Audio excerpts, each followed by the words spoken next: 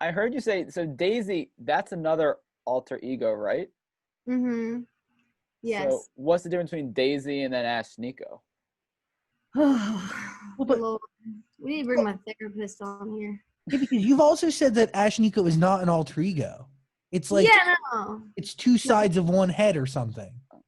Yeah. Yeah, she's just like me with like way more energy. She's a Oh. little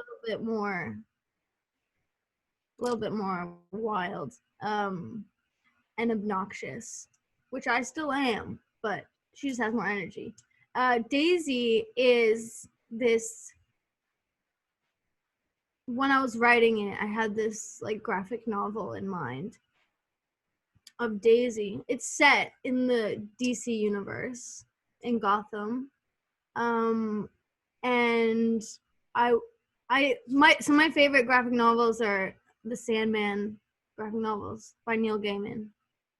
I love that man so much.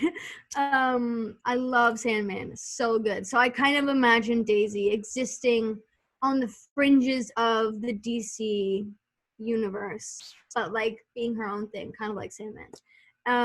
And Daisy is this vigilante character, and she like wears latex and like blue diamonds and like massive platforms, glass platforms with like aquariums in the heel.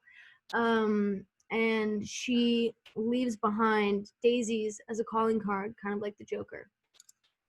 Wow. And she fights crime, and she mainly like, I imagine that her main goal is to bring down the patriarchy.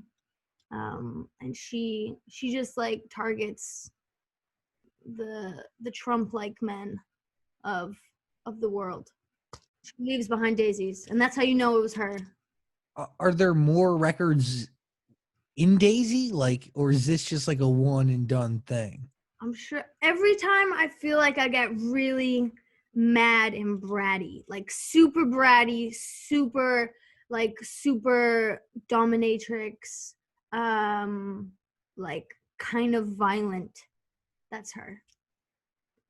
So So is the song Daisy like her theme song in a I way? guess, yeah, it is because I was thinking about it. So I was building out this character. So one of my main collaborators is Slinger, and I love writing songs with him. And what we do, our songwriting process is we meet up and we gossip for an hour. And then we gossip for an hour, and then we hit the piano, and then he just like plays me loads of beats, and then we just talk about them. We just like build these little stories.